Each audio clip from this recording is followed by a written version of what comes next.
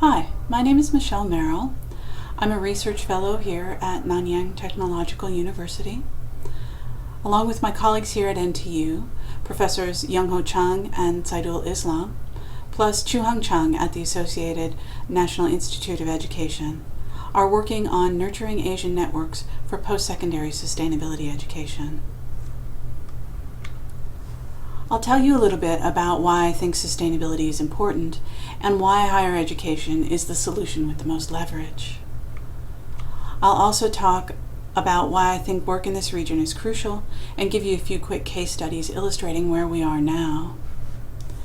Then I'll tell you about our project to learn more about pedagogy for sustainability and how to implement it effectively.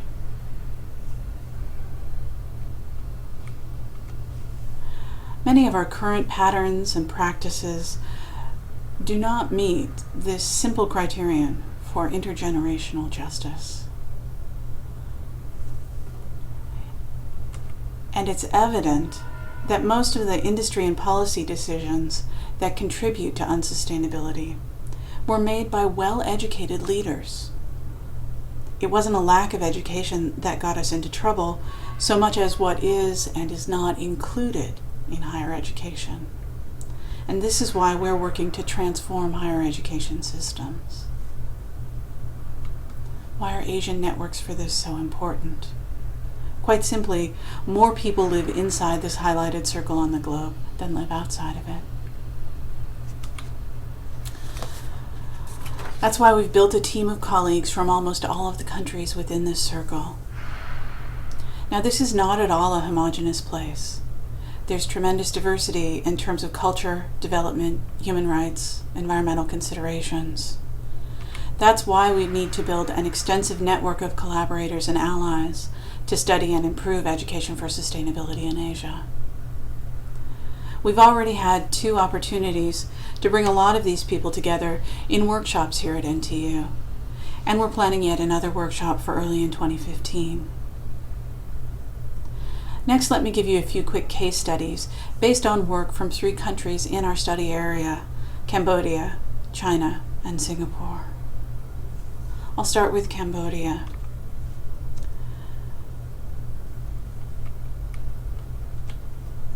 Cambodia is the lowest in the region on something called the Happy Planet Index.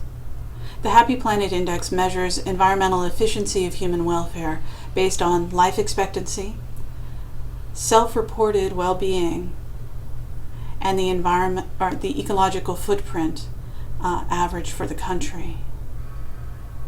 Cambodia's Happy Planet Index is not good. It's the lowest in the study area, and this is based primarily on social and economic development factors. There are very low rates of adult literacy and higher education enrollment in Cambodia. Only Bangladesh is worse on both of these scales. The following case study information is based on the work from Lon Pichdara and Srinivasa Madhur.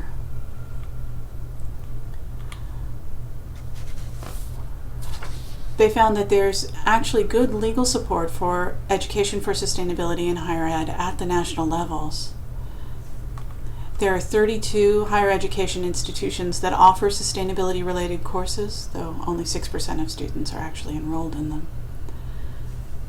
There are 4 higher education institutions offering specialized degrees related to sustainability. The big challenge in Cambodia is basically that they've had to rebuild from an almost completely destroyed educational system. And this means they have a lack of qualified instructors.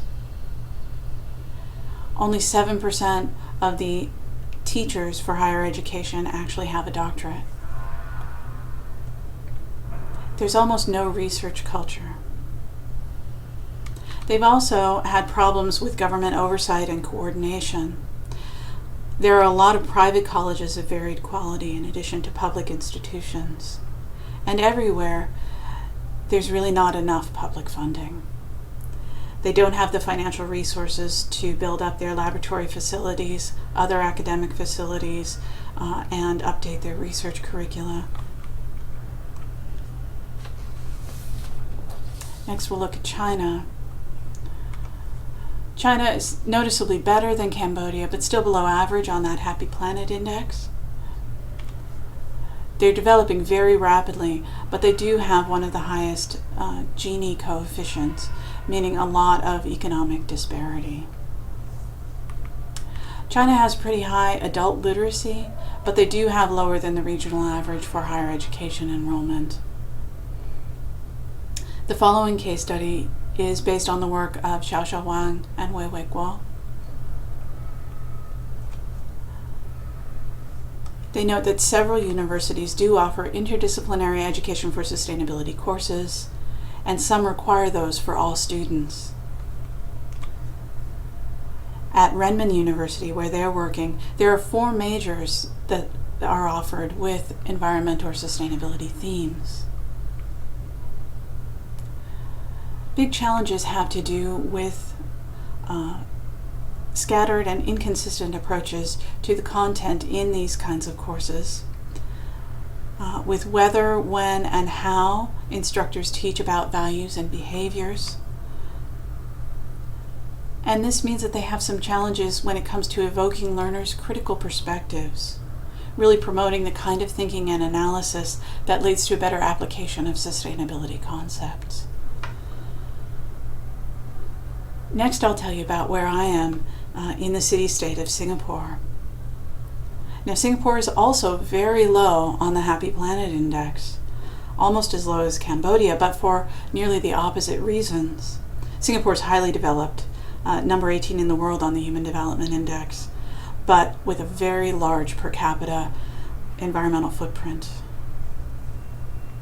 Singapore has the highest per capita GDP in the region, but also has the highest Gini coefficient, meaning that wealth is not very evenly distributed. It has a very high adult literacy rate and a remarkably high rate of tertiary school enrollment, among the highest in the study area. So the following case study is based in part on my own observations and also a presentation given by William Clune here at NTU. We're benefiting from legislative and financial support for sustainability that we get from the Singapore government. And this has encouraged the establishment of a Sustainable Earth office here at NTU to facilitate programs, to propose new ideas, and to build faculty engagement. This fall, we're going to be offering online an Introduction to Sustainability, Multidisciplinary Approaches and Solutions, and this will be a required course for all incoming students. One of the big challenges we face is simply the reluctance of faculty to address sustainability by moving outside their traditional areas of teaching and research. And this is especially due to the concerns regarding promotion and tenure.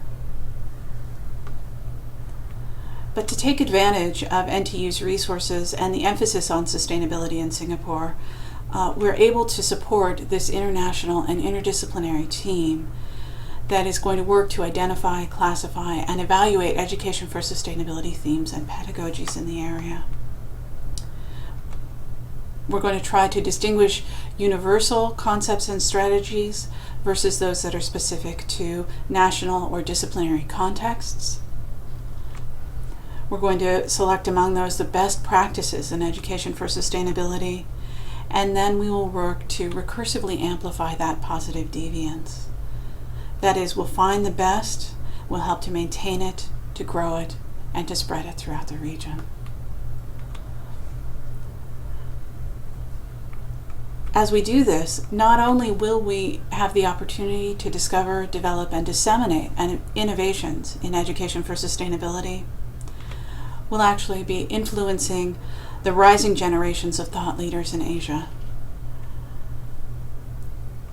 We'll be improving international coordination for sustainability by providing this model of cooperation in sharing sustainability education innovations.